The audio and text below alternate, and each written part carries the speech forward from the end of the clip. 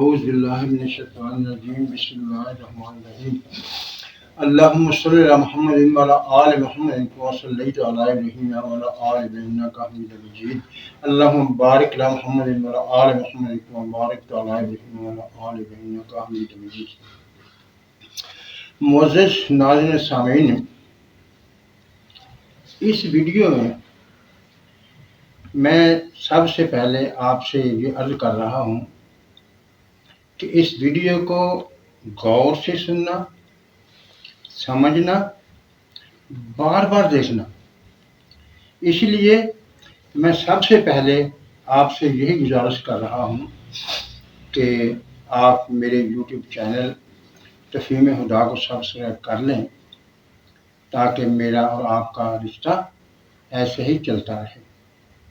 آج جو موضوع ہے اس ویڈیو کا وہ ہے 3 لفظ، 3 الفاظ اور حکمت اسلام۔ یہ 3 لفظ میں نے کہاں سے لیے اور ان کو حکمت کی بنیاد کیوں قرار دے رہا ہوں، یہ جوں ہم آگے بڑھیں گے آپ کو اس کا پتہ چل جائے گا کیوں میں نے یہ الفاظ استعمال کیے۔ یہ اس لیے میں نے یہ موضوع منتخب کیا کہ میں نے دیکھا کہ لوگ یہ واقعہ بیان کرتے ہیں، سرسری طور سے گزر جاتے ہیں اور ادھر ادھر کی باتیں کرنے لگتے ہیں، لیکن جو چیز ہمیں اس واقعے سے ملتی ہے اس پر اتنا غور نہیں ہوتا۔ یہ قصہ کون سا ہے؟ یہ وہی قصہ جو آپ بھی جانتے ہیں، میں بھی جانتا ہوں، قصہ حضرت موسیٰ علیہ السلام اور حضرت خضر علیہ السلام، جن کا اصل نام کہتے ہیں خضر علیہ السلام ہے۔ خضر تو مشہور ہو گیا جو عام چلتا ہے۔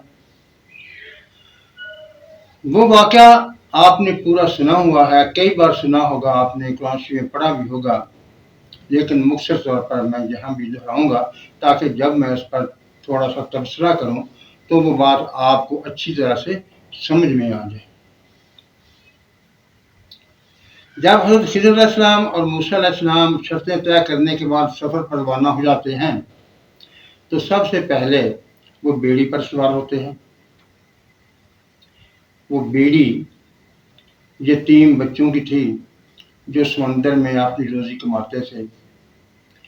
انہوں نے حضرت موسیٰ علیہ السلام اور خضر علیہ السلام سے کرایہ بھی نہ لیا جیسا کہ روایات میں موجود ہے، لیکن حضرت خضر علیہ السلام نے وہ بیڑی کا تختہ توڑ دیا، بیڑی کو داغدار بنا دیا۔ حضرت موسیٰ علیہ السلام چپ نہ رہ سکے کیونکہ صاحب شریعت نبی تھے، رسول تھے، بول پڑے۔ حضرت خضر علیہ السلام نے اعتراض کیا کہ تم نے وعدہ کیا تھا میں بولنا نہیں۔ موسیٰ علیہ السلام نے کہا معذرت، اب نہیں بولوں گا۔ پھر آگے چلے اور ایک چھوٹا بچہ کھیلتا ہوا ملا جسے حضرت خضر علیہ السلام نے مار دیا، قتل کر دیا۔ موسیٰ علیہ السلام پھر بول پڑے کیونکہ وہ صاحب شریعت نبی تھے، شریعت ہمیشہ ظاہر ہوتی ہے، اس لیے ان سے چپ نہ رہا جا سکا۔ پھر معذرت ہوئی اور کہا کہ اب کہ اگر میں بولوں تو یہ میرا اور آپ کا آخری وعدہ ہوگا، اس کے بعد ہماری راہیں جدا ہو جائیں گی۔ آگے چل پڑے، ایک بستی میں پہنچے۔ اس بستی والوں نے ان کو کھانا نہ دیا، ان کی ضیافت نہ کی۔ خضر علیہ السلام نے اس بستی میں ایک دیوار دیکھی جو گرنے والی تھی، اسے حضرت موسیٰ علیہ السلام اور خضر علیہ السلام نے کھڑا کر دیا۔ موسیٰ علیہ السلام پھر چپ نہ رہ سکے اور بول پڑے بستی والوں نے ہمیں کھانا تک نہیں دیا، آپ اگر چاہتے تھے مزدوری لے لیتے تاکہ ہم کھانا کھا لیتے۔ خضر علیہ السلام نے کہا یہ میرے اور تیرے درمیان جدائی کا وقت آ گیا، لیکن جدا ہونے سے پہلے میں تمہیں ان واقعات کی حقیقت بتاؤں گا جس پر تم چپ نہ رہ سکے۔ حضرت خضر علیہ السلام نے کہا وہ جو کشتی تھی وہ یتیم لوگوں کی تھی، اور وہ سمندر میں دریا میں اپنی محنت مزدوری کرتے تھے اور روزی روٹی کماتے تھے، لیکن ایک ظالم بادشاہ تھا جو کہ نئی کشتیاں پکڑ رہا تھا۔ میں نے اس کشتی کو داغدار کر دیا تاکہ اس ظالم بادشاہ سے بچ جائے اور ان کی روزی روٹی چلتی رہے۔ اور جو بچے والا معاملہ تھا اس کے بارے میں صلی اللہ علیہ وسلم نے کہا کہ وہ بچہ اگر بڑا ہوتا تو برے کام کرتا، بدنامی اٹھاتا، اپنے والدین کے لیے بدنامی کا باعث بنتا، میں نے اسے قتل کر دیا، اب اللہ اس کے بدلے میں انہیں نیک اولاد دے گا۔ اور تیسری بات جو دیوار والی تھی، اس کے نیچے یتیم بچوں کا خزانہ تھا۔ بستی والے ظالم تھے، اگر دیوار گر جاتی تو وہ خزانہ سامنے آ جاتا تو بستی والے لوٹ لیتے۔ ان تمام واقعات میں، تینوں واقعات میں، وہ 3 الفاظ جو میں نے منتخب کیے ہیں آپ ان کی طرف آتے ہیں۔ جب وہ کشتی والا معاملہ ہوا تو اس کے بارے میں حضرت علیہ السلام فرماتے ہیں اراد تو میں نے ارادہ کیا، اور جب بچے والا معاملہ ہوتا ہے تو وہاں فرماتے ہیں ارادنا ہم نے ارادہ کیا، اور جب دیوار والا معاملہ آتا ہے تو کہتے ہیں فارادہ ربوں کا، تیرے رب نے ارادہ کیا۔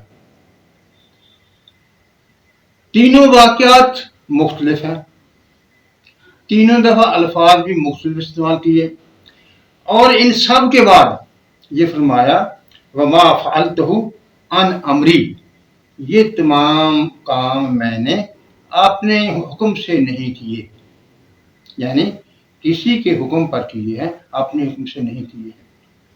اب تھوڑی سی تفصیل یہ دیکھتے ہیں کہ وہ جو کشتی والا معاملہ تھا وہ سطح زمین کے اوپر تھا، اور سطح زمین کے اوپر بھی وہ بادشاہ سامنے نظر نہیں آ رہا تھا۔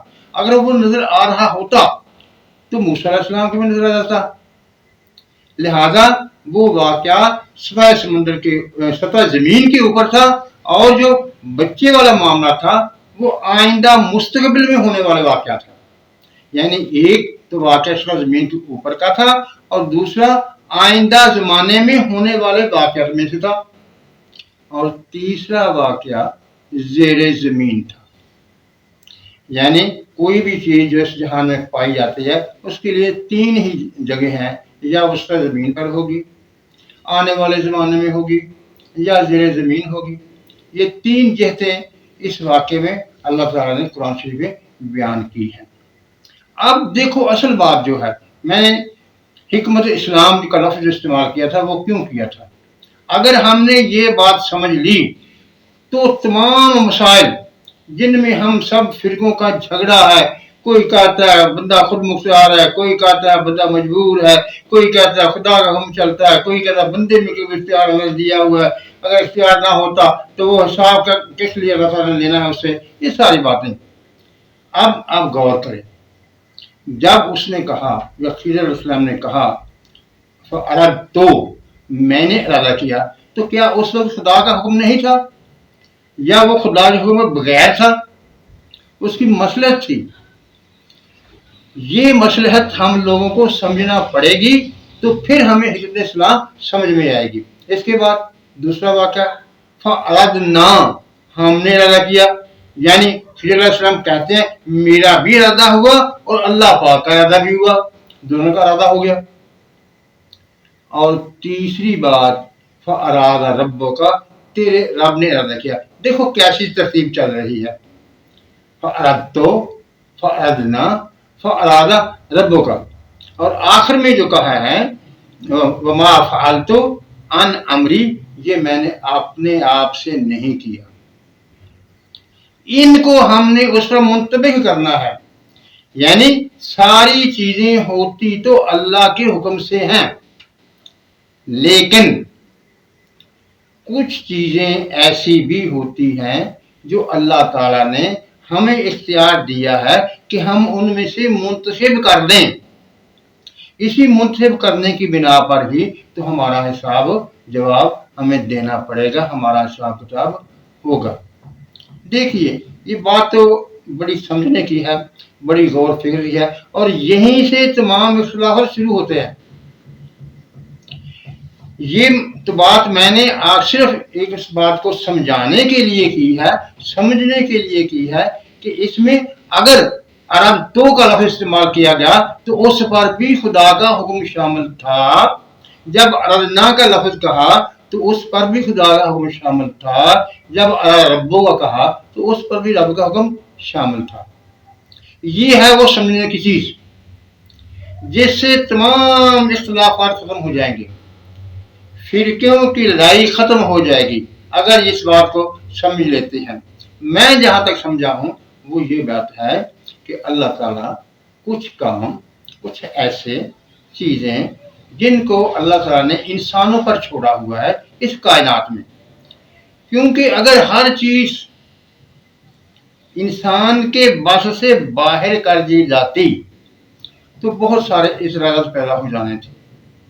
यानी आज भी लोग इसरार करते हैं, हम तो मैं मजबूर महज है, हर चीज खुदा ताला जैसे चाहता है वैसे ही कर देता है, हमारा इसमें क्या कसूर है। लेकिन ये बात नहीं है। कुछ लोग जो ये कहते हैं वो गलत कहते हैं। असल में सूरत हाल यही है कि अल्लाह ताला ने एक कानून इस कायनात के लिए कानून बनाया हुआ है। उस कानून के तहत सब चीजें चलती हैं, जिसमें बंदे की रजा भी होती है, जिसमें अल्लाह ताला की रजा भी होती है।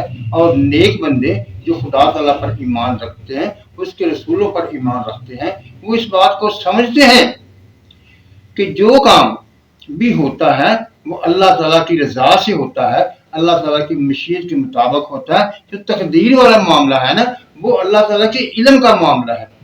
अल्लाह ताला ने अपने इल्म के मुताबिक से लिख रखा है, और क़यामत दिन जब हम उसके सामने पेश होंगे तो वो हमारे सामने उसका मुकाबला किया जाएगा, उनको देखा जाएगा कि देखो जो कुछ मैंने लिखा था तुम करके तो अपनी मर्जी से आए हो, लेकिन करके वही आए। नाज़रीन किराम, फिर मैं एक बार कहता, जरा ठंडे दिल से गौर फिक्र से इस वीडियो को एक बार देखें, दो बार देखें, बार बार देखें और समझने की कोशिश करें। इसमें एक बारीक सा फर्क है, होता वही है जो मंजूर खुदा होता है, लेकिन कुछ ना कुछ आज़ादी राय, फेल की आज़ादी अल्लाह ताला ने इंसान को भी दी हुई है। और हमें ये नहीं करना कि एक को दूसरे पर गालिब कर देना है, हमने एक मीज़ान कायम करना है, एक हिसाब से इनको मुतवाज़न करना है, ताकि किसी किस्म की कोई अफरात व तफरीक ना हो। उम्मीद है मेरी बात आप लोग समझ गए होंगे। मैं कोशिश करूँगा कि किसी और वीडियो में भी थोड़ा सा इसके बारे में और वजाहत करूँ, ताकि अगर कोई कमी मुझे महसूस हुई इस वीडियो में रह गई है तो उसको पूरा किया जा सके। आखिर में वही बात, नाज़रीन किराम, मेहरबानी करके मेरे यूट्यूब चैनल तफ़हीम खुदा सब्सक्राइब कर लीजिए, ताकि मेरा और आपका रिश्ता चलता रहे। खुदा हाफिज़, वस्सलाम।